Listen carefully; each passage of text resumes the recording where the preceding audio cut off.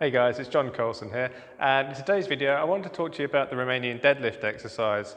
It's an exercise that I absolutely love doing because it works everything from like grip and forearms through to the upper back, through to the butt, your hamstrings, your calves. So it works a lot of muscles, so it's something that I use quite a lot and I give to my clients quite often in their programming. Now, there's different ways you can get a little bit more out of this exercise. I just want to talk you through some of that. Now, before I begin, if you've no idea about the Romanian deadlift and you've never done it before, what I would say is to check out my earlier video about the hip hinge basics. Because the hip hinge features heavily in the Romanian deadlift, you want to make sure you can do that first before loading up with a weight, because it's just basic exercise safety. What I thought I'd do is start by showing you the actual Romanian deadlift movement itself, so you can see what I'm talking about, and then kind of explain to you all the different points. So the first thing is, got the bar, feet in whatever's a comfortable position, get the shoulders back, and a slight bend in the knees, and reaching the hips back as you're letting the bar come down the legs. Bring it to about mid-shins, squeeze the butt, come up nice and tall.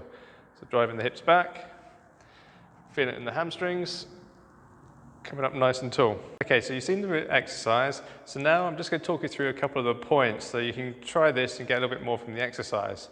Just keep in mind that when you first do this may create a lot more tension, especially in your hamstrings, so you may want to go a little bit lighter on the weight to begin with so you don't potentially injure yourself. So the first thing is to do with the feet. So as I said, you're going to hold the bar, you have your feet in whatever's a comfortable position that you usually use. However, what you want to do is get your feet kind of corkscrewed. So what I'm going to do is keep my heels where they are and think about just squeezing my toes outwards into my trainers. So what I'm not doing, if you look at my feet, I'm not actually moving my feet out. I'm keeping my feet how they are, but I'm inside the trainers, I'm corkscrewing my feet outwards.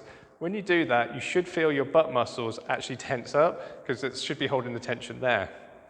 Now, the second point, got the feet tensioned, is to do with the tailbone just here on your back. When you're going into that hip hinge movement, you want to think about lifting your tailbone up towards the ceiling. So as you're coming down, reach the tailbone up. And again, this is going to create a lot of tension in those hamstrings. That's where you want to be using a slightly lighter weight to feel out the exercise. For the next point, it's about making sure that you keep your back nice and straight. More specifically, you're not going to be bending through the spine. And this is something I've caught myself doing and had to correct out. So when you're in this position, you're driving the hips back, you've got everything else going on. You'll get so far, and that's basically the end of what your hamstring is going to let you, or your hip hinge range. And for some people, they'll complete the movement by then trying to flex through the spine. And you don't want that. You want to keep your back and your spine in one line. So you don't want to feel it rounding out. Keep it nice and stiff, and then come up nice and tall. It's just because if you start rounding through your spine, you just put it in a weaker position and you could potentially injure yourself, especially if you're using a lot of weight for this exercise. The next tip is making sure that you keep the proper tension in your upper back and your lat muscles for this exercise. And one thing is because for this exercise you want to be working those muscles, and two, it helps protect your back so you don't potentially strain it. So what I get people to do is when you're holding the bar, get your shoulders pulled back and down, and pretend you've got an orange in each armpit and you want to squeeze your upper arms into your armpits and make orange juice. And you should feel all the muscles kind of around here get quite tight, and that's the sort of tension you want to hold. So from this position, squeeze the upper arms into the armpit, hold that tension as you drive the hips back. So keep the tension, come up, keep the tension. So all the while, just keep squeezing those upper back muscles. The last tip is to do with your finish position when you're using the weight. So when you've got the bar and you've come down as far as what you can, when you come back up to standing, you just want to think about coming up nice and tall. What I see people doing for the Romanian deadlift and the deadlift is they'll come up and then they'll drive too far backwards, and you'll see them really arch and lean through the lower back. And that's a real big recipe for potentially injuring your lower back. So from here, as you come up, squeeze the hips into the bar, that's fine, but only come up as tall as standing.